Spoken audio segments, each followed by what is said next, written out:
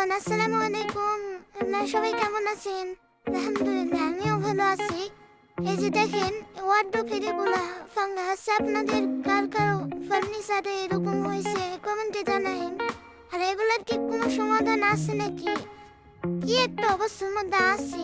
এই যে এগুলা ফাঙ্গাসের জন্য কাপড় চোপড় রাখা যায় না, নষ্ট হয়ে গেছে। সব কাপড় চোপড় ধুয়ে রাখছি, তারপরে নষ্ট হয়ে গেছে। আসলে এগুলো কি আমারটাই হয়েছে না আপনাদেরটাও এরকম হয়েছে? অবশ্যই কমেন্টে জানাবেন। আর ভিডিও ইউটিউবে অনেক ভিডিও দেখছি, তো ওগুলো দেখে এখন আমি ট্রাই করি নাই। দেখি আপনারা যদি ট্রাই করে দেখেন যে এগুলো আসলে কাজ করে বা এগুলো দূর হয়, আপনারা একটু জানাবেন। আর বিশেষ করে দেখেন কত পড়ছে, এগুলো কি ঘরে আলো বাতাস ঢোকা না কারণে নাই কিসের কারণে হয়? ফার্নিচার বা বোর্ডের ফার্নিচারে এগুলো হয়।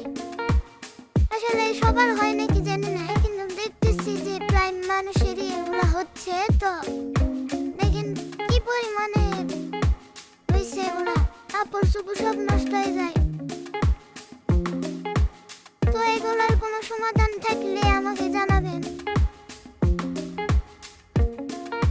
দেখেন খুবই দুশ্চিন্তার মধ্যে আছি এগুলা ঠিক করার কারণে। তো আপনাদের মতামত একটু জানতে চাই যে আপনাদের এরকম হয়েছে, আপনারা কি কোনো রকমের সমাধান পাইছেন নাকি? দেখেন কি পরিমাণে করছে, এগুলার জন্য কাপড় চোপড় সব নষ্ট হয়ে গেছে। আমার কোনো কিছুই রাখা যায় না। আমি বুদ্ধি করে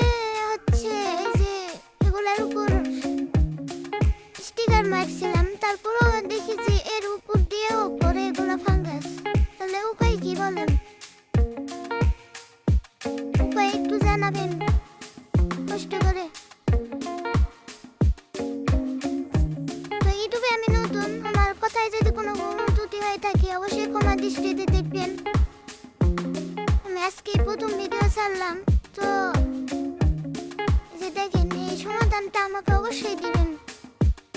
আরো কি করলে সমাধান পাবো বা কি করলে হবে না, রোদে দিতে হবে নাকি? আপনারা এরকম একটু কমেন্টে জানাবেন দয়া করে, যাতে আমি উপকার পাই এবং রিভিউ দিয়ে হয়তো আমার মতো আরো অনেকে আছে এরকম সমস্যা আমাদের, তারাও যেন উপকার হয়। তো কি আর করবো, আপনারাই বলেন। তো ভিডিওটা কেমন লাগলো অবশ্যই জানাবেন। আবার নতুন নতুন ভিডিও পেতে অবশ্যই আমাকে ফলো করবেন। আসসালামু আলাইকুম।